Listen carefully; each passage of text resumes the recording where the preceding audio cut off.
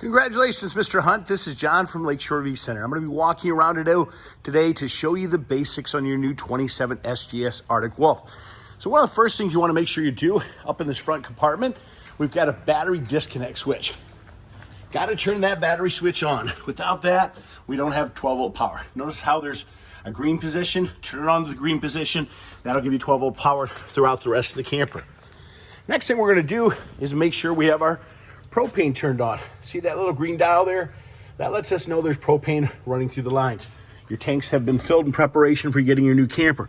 There's a little selector valve here. Whichever direction that's pointed is the tank it's actually drawing off from. So that's important to make sure we have that in the right position. Okay? We'll walk you around the outside here and show you some of the basics. You got wonderful pass-through storage here.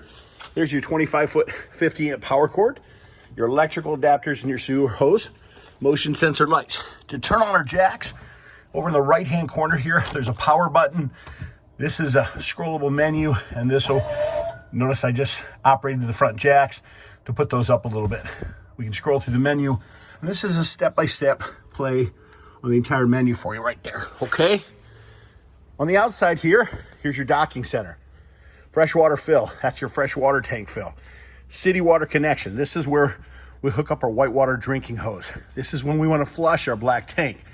That's simply after we've discharged our waste through this 3-inch hose, okay? Furnace exhaust, keep the little ones away from that as it can get hot. This is your exterior shower for the outside of the camper. Your hot water heater, this is on demand. Do have to make sure your power button's turned on for that. Without that on, you won't have any power.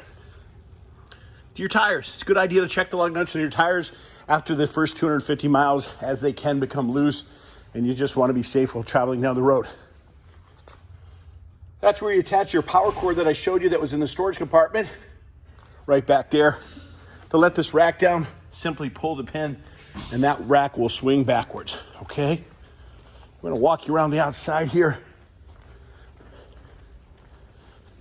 We'll walk inside your camper now.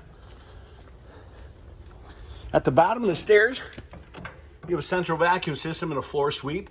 That floor sweep just pushes up. There's a little on-off switch if you want to buy the tools. They unfortunately don't come with it. They just provide the floor sweep. Behind here, however, is our breaker panel box. We just push this in. Behind there is our 12-volt fuses and our 110 breakers. And notice everything's marked and labeled for you. Motion sensor lights throughout the camper. Monitoring system, notice it's motion censored as well. Blue indicates the switches are on, and you've got all sorts of lights in here. This tells you the levels of the tanks, turns on your water pump, slides your awning out, your slides. This turns the power on for your hot water heater, allows you to adjust the up and down temperature of that. This is your voltage regulator for your solar panel that's on your roof. Just lets you know you're getting current through that. Okay, to operate our furnace and air conditioner, we're going to click the mode button here. Notice the snowflake that appears, that's our air conditioner, and then up and down for the desired temperature. And she kicked right on. For our furnace, we're going to hit that again. See those wavy lines that we saw there? That's an indication that we're operating a furnace. Up and down arrow keys control that. Look at that, kicked right on. And we're going to shut that off for you. Okay, in our bathroom, we've got ground fault plugs throughout. That's these little green LED lights. That just lets us know that they are protected properly. There's a breaker on those. If all of a sudden those quit working, just push the breaker to reset. Your bedroom in here. If there's not a light switch on the wall, it's in the center of the light. Just push in the center of the light.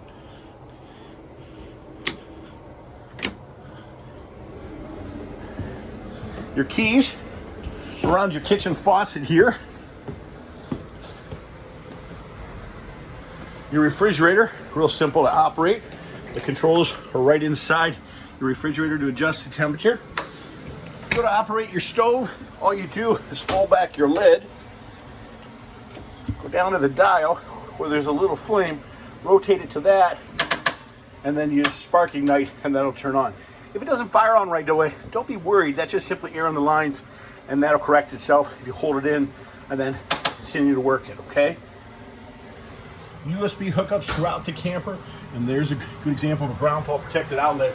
So again, if that quit working, we would check that ground fault plug that's inside. Okay, turn our fireplace on, simple operation, power button here.